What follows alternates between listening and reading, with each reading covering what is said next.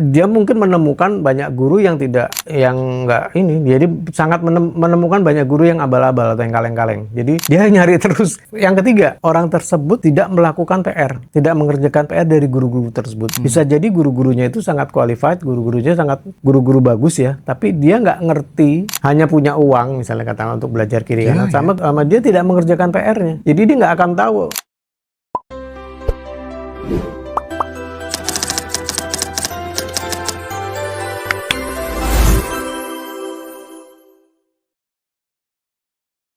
Mas Didi, terima kasih banyak sudah meluangkan waktu lagi di Ngaji Roso. Hari ini saya pengen tutup poin aja. Setelah baca NDE, Near Death Experience, itu tuh Mas Didi seolah-olah emang bener-bener, aduh selama ini aku dibohongin ya sama agama. Selama ini aku hanya dicekokin aja ya gitu. Bahkan Mas Didi waktu itu sempat wawancara beberapa dokter ya ketika kemudian di ruang operasi. Itu tuh ternyata ada kesadaran yang lebih tinggi di saat kemudian otak, jantung sudah tidak lagi berfungsi seoptimal mungkin gitu. Mungkin bisa di share dulu gitu Mas, pengalaman itu Mas. Saat tidak berfungsi. Ya kebetulan saya puji syukur 5 menit ya Mas ya. Karena yang saya tahu dari beberapa dokter dan beberapa jurnal yang saya baca itu lewat dari 5 menit itu ada kerusakan sel di otak dan akan menyebabkan sesuatu dampak yang tidak terlalu baik tentunya gitu. Saat kita melewati waktu yang lama dalam pasokan oksigen tidak ada berkurang selama melebihi 5 menit dan kebetulan saya 5 menit. Kenapa saya tepat gitu karena komentar anak saya kurang lebih 5 menit, istri saya juga bilang 5 menit. Tapi malam itu saya memang 2 kali Mas. Dua kali mengalami mati suri. 2 kali mengalami lebih tepatnya sebetulnya Near Death Experience ya, NDE ya. Kalau mati suri mungkin yang lama ya. Itu untuk karena tidak populer makanya di judul buku itu saya beri nama juga mati suri. Jadi sebenarnya kalau umum di luar sana bilangnya NDE memang. Dan bersyukur karena dia 10 menit itu terbagi 2. Jadi saya tidak merasakan saya pribadi tidak merasakan ada kelainan di otak saya gitu, puji syukur. Jadi nggak terus jadi merasa berbeda sekali dengan saya yang dulu gitu. Seperti itu sih Mas. Jadi tapi secara waktu memang beda ya Mas ya. Saya di sana rasanya lama sekali karena seperti yang di wawancara yang lalu panjang itu perjalanan saya di taman, saya jalan-jalan ke kiri kanan dan jalan yang saya tidak ngelihat kaki saya ya. Jadi maksudnya saya jalan-jalan dan saya rasanya diwawancara oleh suara yang saya dengar di dada itu. Jadi benar-benar nggak yang makanya saya penasaran kok tidak ada di telinga saya pertanyaan maupun tuntunan-tuntunan itu dengarnya di dada dan makanya saya jadi cari danau untuk ngaca kok pengen lihat saya bentuk saya apa jadi nggak ada kupingnya, nggak ada daun telinga atau memang nggak ada kepala atau jadi berubah kayak alien juga saya nggak tahu. Seperti itu sih Mas. Tapi bentuknya sama? Nggak ada danau Mas. Nggak ada apa? Danau. Waktu itu saya jalan-jalan di taman itu sambil di ngobrol itu saya nyari danau Mas. Karena nggak ada danau? Nggak ada danau untuk bercermin gitu ya. Jadi saya nggak tahu. Yang pasti saya nggak lihat kaki saya waktu jalan. Karena saya sempat lihat kok rumputnya enak banget Mas gitu loh. Rumputnya enak, hijau banget, halus, tapi pas ngeliat ke bawah itu kakiku mana ya gitu. Jadi saya tetap nggak tahu.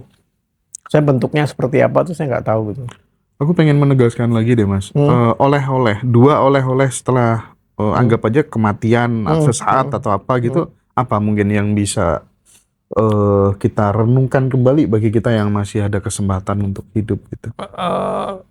Jadi yang pertama kita haruslah setiap saat ya bahwa setiap saat tuh memang intisarinya ya, berubah menjadi kita yang lebih baik. Dan untuk lebih baik itu kita juga tidak terlalu percaya dengan dogma, tidak harus, jadi benar-benar merdeka lah gitu. Karena Tuhan tuh ada di kita. Tuhan buatku tuh adalah sistem kesemestaan. Jadi bukan lagi sosok atau antropomorfik yang maha ini, maha itu, maha ini. Jadi jangan membayangkan sosok yang sakti, sosok yang menyediakan fasilitas seksual sebanyak 72 bidadari atau apa. Jadi Tuhan tuh nggak gitu. Tuhan bukan sosok itu, bukan antropomorfik. Jadi Tuhan adalah sebuah sistem semesta yang masih terus berkembang, yang mungkin perkembangan dari semesta ini juga siapa yang bilang itu ada tujuannya? Belum tentu semesta berkembang memiliki tujuan. Berkembang ya berkembang aja gitu. Jadi yang kita menjadi sosok yang lebih merdeka. Merdeka di sini bukan berarti terus kita tanpa aturan ya. Tanpa aturan atau menghakimi maling dengan biadab gitu ya. Nggak gitu juga gitu. Tapi juga bukan merdeka dalam arti kata bahwa orang yang menangkap jambret terus istilahnya si penangkap jambret yang itu dihukum, nggak gitu juga gitu. Yang menangkap koruptor terus nanti koruptornya bebas tuh, yang menangkap itu yang dihukum, nggak gitu juga. Yang menangkap judol, yang menangkan judol terus tapi justru bandarnya yang bandara yang menuntut orang yang menang judol, nggak gitu juga. Itu merdeka bukan arti, tapi merdeka dari dogma, merdeka bahwa ayo kenali Tuhan itu. Tuhan tuh ada di sekitar kita kok. Ada di dalam diri kita, di kesadaran kita yang lebih tinggi pastinya. Kalau kita masih biadab, kita masih barbar, masih terlalu barbar lah gitu. Itu ya belum ada Tuhan yang di layer tersebut gitu. Tuhan tuh ada di tanaman, ada di oksigen, ada di energi musik, ada di sebuah karya lukis, ada di Mas Hendra, ada di aku, ada di semua hal, di hewan, di tumbuhan, di semestanya ada Tuhan. Karena Tuhan adalah sistem, ada di hukum-hukum kesemestaan itu sendiri ya Tuhan itu juga. Supaya kemudian kita tidak terjebak dan melekat sama cerita-cerita khayalan, agama, kitab suci dan lain sebagainya gitu. Sebenarnya yang ada di tubuh kita, tools apa sih yang kemudian bisa kita mainkan untuk menemukan kebenaran-kebenaran itu tadi menurut Mas Didi, supaya kemudian kita tidak langsung percaya nanti setelah aku mati akan ada 2 malaikat yang bertanya kepadaku. Malaikat ini, malaikat itu, mungkar nakir. Nanti ada 2 pilihan, surga dan neraka, dan ini ada penjaganya segala macam gitu. Tapi kita tuh punya kesempatan untuk kemudian mengkritisi, mempertanyakan kembali gitu. Kesempatan untuk tumbuh. Ya, karena kadang yang menghalangi kita berkembang adalah nalar kritis itu dibunuh sama yang namanya iman gitu. Iya. Bagaimana Mas Didi? Salah satu toolsnya adalah sebagian besar dari penikmatnya ngaji Roso pastinya udah tahu bahwa kita ini makhluk vibrasi ya. Makhluk bergetar. Pikiran kita memiliki getaran, perasaan kita memiliki getaran, setiap organ tubuh kita, seluler kita, termasuk ci, prana, dan lain-lain itu semua pasti ada getarannya. Dan getaran tersebut di frekuensi tertentu, dan frekuensi tersebut memiliki cahaya tertentu juga, yang akhirnya kita jadi tahu di sini, warna yang agak warm ini lightingnya, frekuensinya sekian hingga dia seperti itu, yang terang putih seperti itu. Jadi apalagi di musik, di suara. Dan untuk sejauh ini yang membuat saya tumbuh salah satunya, selain saya juga belajar tradisional, maksudnya belajar dari kejawen, saya belajar zen, saya belajar mungkin ada 14 tarekat arifat yang saya ikuti di perjalanan saya. Jadi saya melalui itu, saya meditasi dari kelas 3 SD, startnya diajari orang tua, dan hal-hal tersebut yang membuka saya adalah juga diantaranya selain agama dan Jawa, tradisi Jawa, bunyi Mas. Frekuensi. Bahwa frekuensi adalah salah satu tools, audio itu salah satu tools yang membukakan kita menjadi lebih merdeka, menemukan kemerdekaan bahwa nggak gini juga loh dongeng tersebut gitu loh. Apalagi kita jadi berani menemukan diri kita sendiri bahwa nggak seperti itu gitu loh. Dan gimana aku malah jadi timbul di perjalanan tuh timbul kok bisa ya orang percaya gitu. Misalnya ada laut yang bisa dibelah, gitu.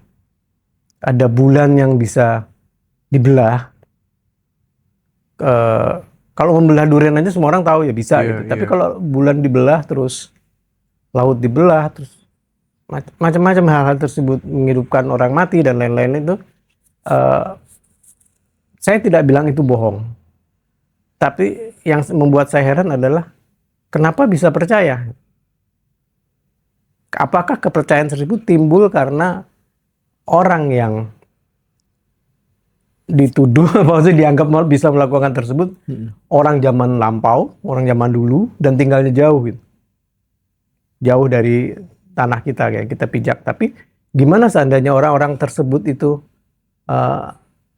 sebagai orang yang tinggal di sekitar Anda? Misalnya orang Roksi, orang Ciputat, orang Jombang, atau orang Wedo Martani gitu, orang Jogja, orang Bapak, apakah akan juga percaya gitu? Teman-teman yang seumuran kita bisa melakukan hal sama. Jadi benar-benar kita hanya mempercayai, banyak orang yang mempercayai hal-hal yang di luar jangkauannya gitu. Jadi kalau ada orang sekitarnya itu mampu atau mengklaim dirinya sendiri mampu, itu mereka pasti tidak percaya karena seumuran apa? Oh si ini bisa ini loh, nggak bakal percaya gitu. Karena apa? Ada kan anak band, ada kan pelukis atau dia koreografer gitu. Dan akhirnya di zaman yang sama nggak akan percaya. Tapi kalau orang itu zaman dulu dan dari negeri seberang, apa dari India, dari Cina, apa dari Arab, pasti akan dipercaya aja gitu. Jadi ketika kemudian orang mengekstrapolasi bentuk kehidupan setelah kematian dan kemudian itu diceritakan ke banyak orang menjadi sebuah kepercayaan kolektif gitu ya, akhirnya kan turun temurun begitu. Nah pada saat kemudian turun temurun, tadi Mas Didi mengatakan salah satu yang membuat kita kembali menjadi jernih, triggernya adalah lewat audio. Sehingga kita bisa melakukan memfilter gitu, kira-kira ini mana yang masuk akal dan mana yang enggak sesuai dengan akal sehat kita, sesuai dengan rasa kita. Nah, audio itu adalah faktor eksternal yang ada di dalam tubuh kita untuk kemudian mempengaruhi dan menjernihkan kembali nalar dan rasa yang kita punya gitu, sehingga kemudian kita mulai lebih aware. Oh, ini kayaknya nggak masuk akal gitu kah? Ya, jadi kita menjadi lebih peka. Terus makhluk hidup seperti saya sama Mas Hendra, semua manusia itu kita adalah receiver kan Mas. Selain kita juga transmitter. Betul. Nah sekarang setiap receiver atau transmitter kita memiliki antena. Lah antena ini bisa ditutup oleh dogma, oleh kepercayaan, oleh konsep ya, oleh pengetahuan dan oleh lingkungan, oleh perilakunya sendiri, oleh apa yang kita makan, apa yang kita baca. Jadi hal kemurnian kita terhubung dengan sumber, sama the source. Katakanlah kita gampangnya kita terhubung sama Maha Pencipta lah, yang kita percaya sebagai itu. Salah satu Maha Pencipta. Karena semuanya kan jadi harusnya kita semua menciptakan ya. Semua menciptakan dan kita dikenal sebagai co-creator karena ada Maha Pencipta. Nah, keterhubungan kita dengan sumber ini, dengan the source akan terkotori kayak lensa yang nggak pernah dilap gitu. Betul. Dengan perbuatan kita, perilaku kita, perasaan kita, dan vibrasi ini terputus oleh perilaku, apa yang kita makan, apa yang kita baca, apa yang kita serap, dan di mana kita berhubungan. Kalau kita berhubungan dengan orang-orang toksik katakanlah, atau kita di lingkungan itu, seberapa kuat power kita untuk membersihkan mereka, atau seberapa kuat kita menahan kotoran yang mereka sampah itu kita tumpahkan ke diri kita, ditumpahkan mereka oleh diri kita. Dan frekuensi, karena kita makhluk yang bergetar, kita makhluk frekuensi, akan membuka kembali bahwa kita menjadi jernih gitu, menjadi lebih jernih dari kita yang sudah terkotori oleh segala macam hal tersebut gitu. Pengetahuan maupun pandangan-pandangan kita gitu. Jadi hal tersebut, jadi frekuensi itu bisa mengotori diri kita saat atau justru membersihkan diri kita gitu. Nah, kalau kita mendapatkan frekuensi yang tepat, ya kita menjadi clean, kita jadi terbuka dengan Sang Maha Sumber. Jadi kita kan punya cloud ya. Dengan cloud tersebut, dengan drive tersebut, Google Drive tersebut, orang kan nyebut biasanya ada Akashic, ada macam-macam dengan versi. Dan aku bilangnya kayak drive, kayak cloud itu yang ini jadi semakin jernih dengan dibukanya kembali melalui frekuensi gitu. Seperti itu sih, Mas. Oke. Sebelum aku masuk lebih jauh ya karena Mas Didi ini kan punya banyak sekali audio untuk apa tuh namanya, misalnya kayak audio rezeki, frekuensinya berapa gitu ya. Terus kemudian audio penyembuhan batin, audio empowering. Yang semua itu ternyata dibikin Mas Didi secara manual. Bukan based on AI gitu ya. Dan durasinya cukup panjang, ada yang 27 menit, 25 menit dan itu disesuaikan dengan tanggal lahir gitu. Nanti aku tertarik ya, karena itu menurutku simple gitu. Teman-teman misalnya untuk mendapatkan itu kan enggak perlu effort yang begitu luar biasa, cukup didengerin aja, diam gitu ya, dan itu bekerja gitu kan. Nah, tapi aku ada satu lagi pertanyaan terkait dengan oleh-oleh setelah kematian tadi. Kematian quote and quote ya Mas Didi ya. Banyak ya orang Jawa tuh kan mengatakan bahwa sebenarnya ketika saya wawancara di Ngaji Roso tuh banyak sekali tokoh-tokoh narasumber yang dari Kejawen tuh nanti aku setelah mati tuh nggak ketemu siapa-siapa kok, ya ketemu sama diriku sendiri kok gitu. Nah, Mas Didi kesaksiannya tentang pernyataan itu apa pada saat mengalami NDA itu? Tentang bertemu dengan diri sendiri? Iya, di sana tuh nggak ketemu siapa-siapa, ya ketemu diri sendiri aja, itu yang menemaniku gitu. Ya, itu benar pendapat itu Mas gitu loh. Dan kalau saya sendiri sebetulnya jauh sebelum NDA udah ketemu diri saya sendiri saat meditasi Mas. Saat meditasi pada mungkin 9 tahun 90-an mungkin. Maksudnya ketemu diri sendiri itu gimana? Out of body atau gimana? Out of body, di cermin. Ini kejadiannya tuh mungkin 92 ya. Waktu itu unik sih, saya masih di salah satu tarekat gitu. Tapi kemudian ada satu asisten di musik, membuat tuh zaman era saya bikin musik film sama musik sinetron tuh ngomong, Mas kalau mau gedein studio, dia bilang ini lucu, gedein studio zikirnya ini gitu. Iya ya. Zikirnya ini berapa kali? 2.500 satu hari selama 40 hari atau apa gitu. Oke, aku jalanin. Berarti dalam hari-hari itu kerjaanku di sekian persen jadi dia yang itu lebih banyak lah porsinya dikerjakan dan aku udah pakai counter, jadi nggak pakai yang tasbih atau apa, jadi di depan cermin Mas, cermin lemari saya di kamar. Pertama tuh saya ngelihat ini apa? Ya karena fly gitu kan, biasa udah ribuan, lihat di kaca gitu kok saya ngelihat tua Mas, orang tua pakai kayak Pangeran Diponegoro gitu, jubah-jubah gitu dan putih gitu kayak baju haji ihram, dan saya pelan-pelan, saya nggak berani melotot gitu karena saya pelan-pelan, ternyata mukaku yang udah tua gitu, jenggot putih gitu. Saya diam lagi, saya kaget, pertamanya syok, terus saya zikir terus aja.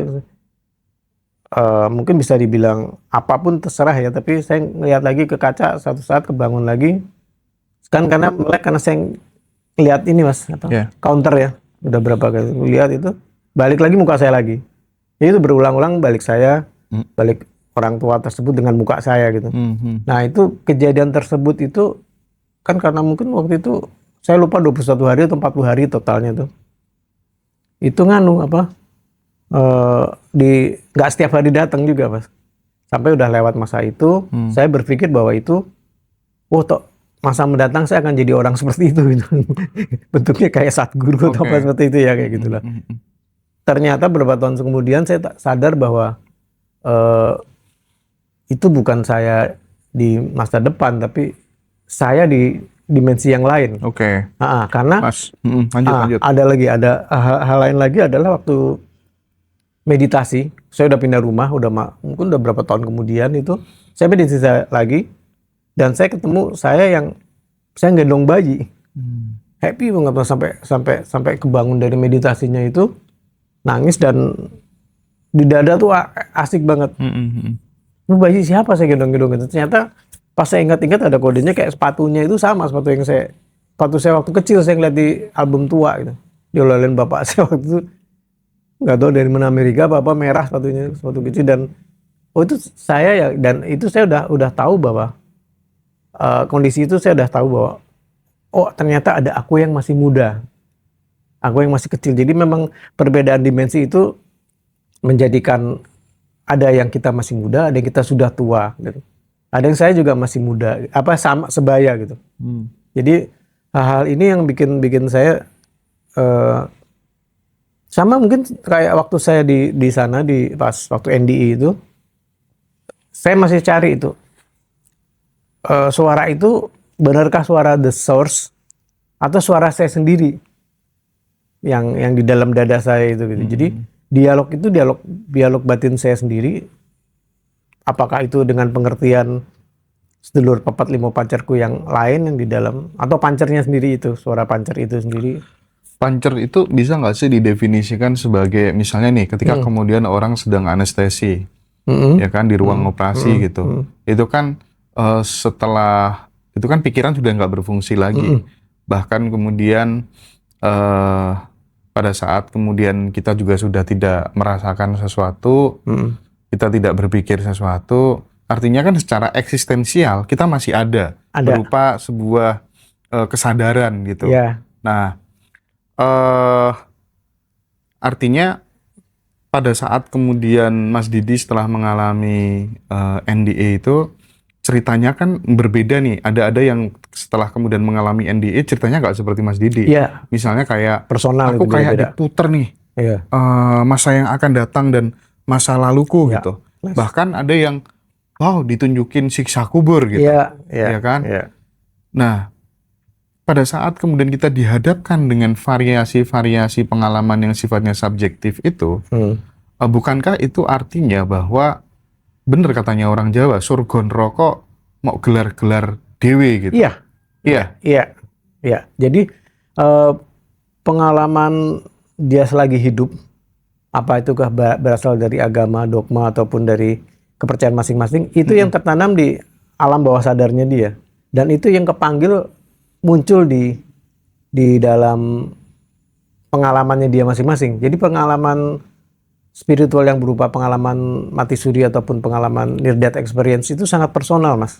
Jadi nggak bisa dipatenkan bahwa dijadikan bahan di kitab suci ya, Bon. Ada satu nabi A ngaku bahwa pengalaman gue tuh gini, lo harus seragam. Jadi memang pengalaman spiritual itu nggak bisa diseragamkan dalam sebuah agama ataupun apa. Nggak ada kebenaran absolut tentang itu. Nggak ada kebenaran absolut. Itu adalah pengalaman pribadi personal yang tertanam di bawah sadarnya. Artinya ketika kemudian nggak ada kebenaran yang absolut tentang pengalaman seseorang hidup setelah mati, apapun itu konteksnya, NDE, mati suri dan lain sebagainya, atau kemudian orang ketika mengalami gagal otak sesaat misalnya, ya kan.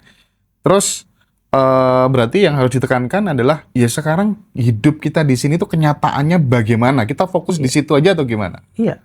Salah satunya ada itu. Memang ada kesadaran di luar tubuh. Itu kan yang bicara kesadaran di luar tubuh. Tapi kesadaran di luar tubuh ini masih connected dengan subconsciousness-nya dia.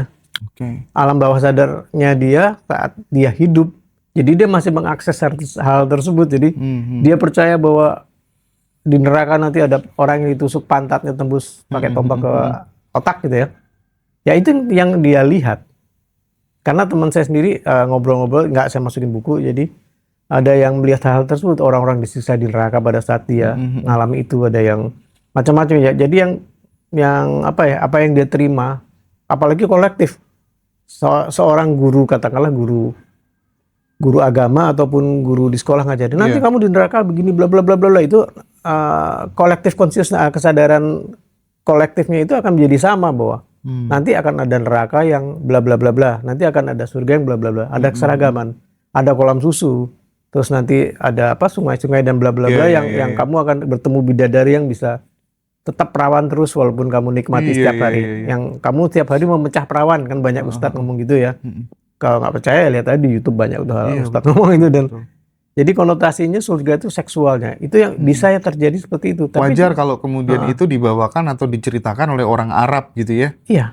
Ya akan seperti itu akhirnya karena dia tandus sangat mendambakan itu juga kan. Tandus ya, terus kemudian banyak lah TKW kita yang hamil dan lain sebagainya di sana diperkosa gitu kan. Jadi ya surga versi keyakinan kolektif mereka. Keyakinan kolektif mereka. Jadi surga yang tumbuh di budayanya itu kan. Yang jadi masalah kita yang tinggal di Indonesia, tinggal di Jawa, tidak kemudian memverify kembali gitu ya. Oh ini kan surganya orang Arab ya kan.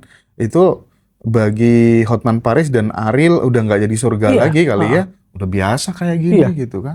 Banyak kali orang Indonesia yang sudah menikmati surga ya. Nah, dan itu yang membuat lebih penting saya share, bukan harus dipercaya, bukan harus diperdebatkan juga bahwa buat saya pribadi surga tuh ya saat ini gitu. Saat ini di sini ini udah surga. Saya di sini ngobrol sefrekuensi dengan Mas Hendra udah surga. Karena intinya apa Mas? Karena surga buatku adalah saat kita bersyukur, saling berbagi kasih, itu surga. Berbagi manfaat. Untuk melengkapi itu, statement itu, saya teringat dengan Khalil Gibran mengatakan bahwa di saat dirimu terbebas dari kebencian dan hati penuh damai, itulah surga. Gitu. Itu juga bagian dari surga. Dan kutipan-kutipan ini, kutipanku sendiri juga banyak aku masukin ke buku ya. Maksudnya buku itu benar-benar oleh-oleh, bukan banyak lagi oleh-oleh yang belum masuk ke buku gitu loh istilahnya. Karena ya keterbatasan halaman buku juga kan biar nggak terlalu nggak terlalu tebal dan benar-benar bahwa oleh-oleh itu keterhubungan kita itu terus menerus dengan Sang Maha Sumber gitu. Pada saat kita memang sudah membuka diri. Kalau saat kita udah tahu, misalnya gini, kita dikasih Tuhan, apapun itu namanya ya, sebuah knowledge, pengetahuan atau pencerahan. Terus kita nggak mau gue udah punya ini. Karena apa? Menurut agama gue gini gitu. Iya. Loh ini Tuhannya sendiri yang ngomong, nggak lewat calo gitu loh. Terus kita udah nutup diri gitu. Nutup gelas kita mau ditambahin air, nggak mau. Gue udah punya ini. Agama gue begini, ini gitu. Ya sudah selesai. Tuhan tuh bukan pemaksa kan. Iya. Bukan yang maha memaksa sebetulnya. Jadi kalau ada agama yang mengatakan bahwa Tuhan adalah maha memaksa, monggo. Tapi gimana sih Mas membebaskan diri dari kemelekatan terhadap kalau di agama tuh ada orang-orang yang dianggap sebagai ulama, sebagai kiai, sebagai ustadz gitu. Sebagai pastor, sebagai pendeta atau apapun. Jadi kita nggak ngomongin satu agama. Bahkan kalau digeneralisasi, di spiritual pun juga sama. Akhir-akhirnya aku melihat banyak sekali hal itu terjadi gitu. Seolah-olah mereka kalau udah jadi guru spiritual, udah jadi pimpinan komunitas tertentu, itu tuh terjadi dikotomi yang sangat luar biasa gitu. Sehingga hak berspiritual itu ibaratnya Mas Didi ini pakai jam tangan saya, terus kemudian kasihkan saya untuk suruh beli lagi gitu. Padahal itu jam tangan saya gitu. Hak berspiritual orang itu sama gitu. Gimana nih? Mengencourage teman-teman untuk supaya kemudian bisa mandiri dalam konteks menemukan kebenaran atau yang dalam bahasa umumnya mencari diri sendiri lah, mengenal diri sejati lah dan lain sebagainya dan seterusnya itu. Gimana tuh? Yang paling cepat jalan tersebut adalah humble. Seseorang sedang mencari dirinya karena di dalam dirinya ada Tuhan juga. Itu rendah hatilah. Jangan bukan rendah diri ya, rendah hati. Kita humble, lalu humble itu salah satu hal, bersyukur juga, dan salah satu hal kita akan menemukan bahwa ada banyak hal yang kita belum tahu. Terus dengan humble kita akan ketemu frekuensi yang sama, bertemu guru yang juga rendah hati. Saat ketemu guru yang gue cuma di sini aja gitu, lu belajar sini aja, nggak perlu kemana-mana. Oh udah selesai itu. Tinggalin guru-guru seperti itu gitu. Ada tambahannya itu Mas. Ya. Kecuali kamu menemukan guru ya yang lebih banyak pengalamannya ketimbang aku, pencapaiannya ketimbang aku, baru kamu boleh tinggalin komunitas kita ini, silakan.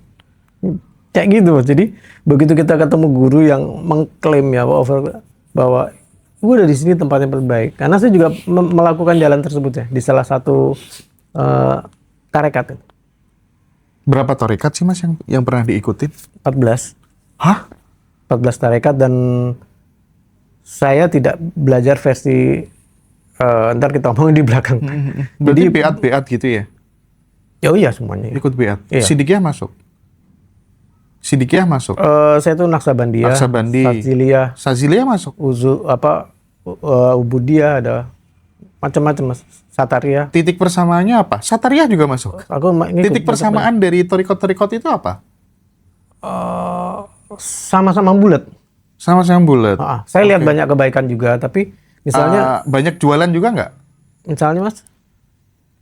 Ya namanya beat kan nggak mungkin gratis dong. Enggak Mas, nggak jualan. Oh nggak jualan? Yang saya jalani, saya ketemu relatif guru-guru bagus. Oke. Guru-guru bagus, cuman mungkin metode dan sistematikanya tuh agak ini ya, nggak strukturnya sih kurang non sewu ya, maksudnya kurang jelas, kurang ini. Bulat tuh maksudnya gimana sih? Maksudnya tuh nggak langsung dikasih intinya ini gitu. Yes. Disuruh berlama-lama dulu gitu. Iya, berlama-lama dulu, atau mungkin karena kebanyakan murid lain membutuhkan itu gitu kan, ini juga nggak bisa saya sesuai dengan fase kali ya. Iya, karena saya mungkin udah belajar di sini ini kan, saya nggak ngumbar seperti ini Mas. Jadi saya nggak bilang ke gurunya bahwa saya udah belajar ini loh, udah ini udah gini, nggak. Jadi saya ya tunduk patuh sebagai murid ya. Pada saat itu ya saya diem, tapi saya ngerasa ini berbelit-belit ya, panjang labirinnya gitu. Jadi, ini sebenarnya ini aku udah ngerti, harusnya gini aja gitu, karena lewat ini struktur malah seperti itu. Maka ada beberapa teman perjalanannya gua ngomong, Mas, lo ngapain sih kesini, lo udah komplit, udah ada, udah gini.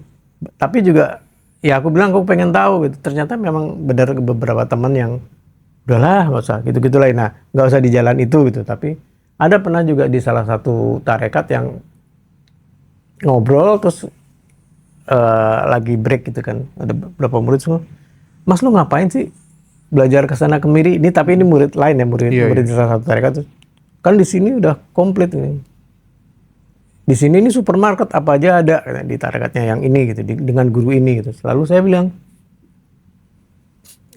saya senang belajar, saya akan belajar tuh sampai kapanpun, saya bilang gitu. Terus gurunya denger ini, loh enggak, Mas Didi itu bukan yang gitu, dia bilang. Dia memang mensupport saya bahwa dia senang belajar, dan di mana-mana pun akan banyak ilmu yang berbeda ya kan, akan pengkayaan Tapi gini, wawasan. Bagaimana kita bisa membedakan orang yang benar-benar senang belajar dengan orang yang sebenarnya sakit secara jiwa gitu? karena ya menurutku secara vibrasinya itu akan berbeda sekali gitu. Ketika kemudian ada guru baru, langsung kejar gitu. Nah, gimana tuh ngebedain itu? Ngebedain orang yang bener-bener rindu belajar dengan yang sakit. sakit. Kayak orang sakit deh. Berarti kita kacamata lain ya. Kacamata lain bahwa ada orang yang membutuhkan pengakuan, ya. Belajar itu untuk mendapatkan pengakuan dari tempatnya yang dia pelajari baru. Karena di masing-masing tempat itu, dimanapun saya belajar, pasti ada orang yang ingin menonjol. Apakah menonjol dari pertanyaan dan jawaban yang selalu dia sampaikan di forumnya untuk bahwa gue udah tahu, gue udah ini, ada orang yang memang dia membutuhkan itu, kemelekatan untuk diakui, harus validasi gitu. Jadi dia belajar untuk show off sebenarnya, untuk demo seperti dia itu sakit. Dari situ kita bisa tahu, oh dia memang butuh pengakuan, bukan pengen belajar, tapi pengen terlihat dekat sama gurunya. Apakah macam-macam ya, apakah dengan bentuk pemberian ya, memberikan guru sesuatu itu baik ya, upeti maksudnya, atau show off dengan kekayaannya, materialistis, hal dengan posisinya, dengan ini. Karena kan kita ketemu banyak jenderal misalnya di salah satu kelas, bukan kelas lah, tempat kita belajar, kita ketemu banyak ada profesor juga ketemu. Jadi tapi bukan berarti yang berjenderal atau profesor itu justru show off. Ada kalanya justru yang di bawah-bawah itu yang pengen terdengar. Ada juga orang yang ingin membangun network gitu. Jadi memang lain-lain ya ininya, ya motivasinya mereka untuk belajar. Dan kelihatan sekali kok Mas sama orang yang butuh belajar, mencari Tuhan lah istilahnya. Itu advice-nya apa Mas? Ketika kemudian orang tuh kayak terlihat nggak puas terus gitu. Jadi sudah belajar ini, terus kejar lagi ada yang baru, terus. Advice-nya apa gitu? Karena aku ini kan sebagai sebagai orang yang sering kan dapat WhatsApp ya dari beberapa temen yang modelnya kayak gitu. Ada baru, langsung kejar rumahnya mana. Ini orang sakit deh kayaknya. Kan muncul kayak gitu akhirnya. Karena over banget gitu. Over banget. Ada yang menghindari kehidupan realitasnya di dunianya gitu. Apakah dia lari dari pekerjaannya? Jadi kayak refreshingnya dalam bentuk seperti itu. Terus atau melarikan dari kepenatan di pekerjaan, melarikan kepenatan dari rumah tangganya. Jadi menghindari pasangannya katakanlah. Pasangan yang bermasalah, dia jadi ikut bermasalah, dia melarikannya ke situ-situ. Ada yang seperti itu, dan ada juga yang memang dia mungkin menemukan banyak guru yang nggak ini. Jadi sangat menemukan banyak guru yang abal-abal atau yang kaleng-kaleng. Jadi dia nyari terus. Yang ketiga, orang tersebut tidak melakukan PR. Tidak mengerjakan PR dari guru-guru tersebut. Bisa jadi guru-gurunya itu sangat qualified, guru-gurunya sangat guru-guru bagus ya, tapi dia nggak ngerti, hanya punya uang misalnya katakan untuk belajar kiri kanan, sama dia tidak mengerjakan PR-nya. Jadi dia nggak akan tahu. Dia nggak ngelakoni, disuruh katakanlah kan kayak di kelas saya juga ada saya yang di kelas yang ketiga ya, dia harus puasa Mas. Salah satu puasanya adalah katakanlah 1 minggu muti, 1 minggu makan tanaman, ngerawat, 1 minggu vegetarian, 1 minggu puasa seperti Islam. Tapi dia kan melakukannya di rumah. Belum tentu dia kerjakan, gitu kan. Walaupun pada akhirnya saya tahu, lo nggak ngerjain. Tapi saya nggak akan utarakan, karena dia akan mengalami di kehidupannya sehari-hari, dia akan sampai nggak seperti apa yang saya... Misalkan saya menjanjikan, Anda akan sampai di tempat ranah mulia di kehidupan ini gitu. Dia sampai apa enggak kan juga bukan tanggung jawab saya. Saya udah ngasih PR ini. Selain yang 4 tadi misalnya, ada hal-hal lain yang harus dikerjakan. Dia harus menyantuni ini, menyantuni itu, menyantuni ini, harus mengerjakan lakon meditasinya sekian hari gitu. Kalau dia nggak kerjakan saya nggak tahu kan. Tapi bukan urusan saya lagi untuk karena saya tidak memberikan, dulu saya memberikan sertifikat itu. Saya rasa sekarang buatku ini dunia yang tidak membutuhkan sertifikat ya. Mau ngelamar kerjaan di mana punya sertifikat. Sertifikat saya 1 tas hilang sekarang. Iya sih. Dan sebagian udah hilang. Jadi buat apa aja mau ngelamar kemana sih gitu. Iya. Kadang lucu juga kalau ada retret yang ngasih sertifikat apa gitu kayak buat apa sih? Oke. Jadi itu penyebabnya ya, Mas Didi ya. Nggak ngelakoni. Akhirnya kemudian kan dia tidak muncul yang namanya self love. Dia tidak muncul yang namanya kepercayaan terhadap dirinya sendiri. Self-esteem. Gitu. Bahkan kalau ketika kemudian dia sudah berada di satu titik, aku udah nggak butuh lagi jenis manusia model apapun yang mengajarkan tentang keabadian dan kesejatian gitu. Semuanya sudah lengkap di dalam diri gitu kan. Ada kan beberapa orang yang sudah sampai di titik itu gitu.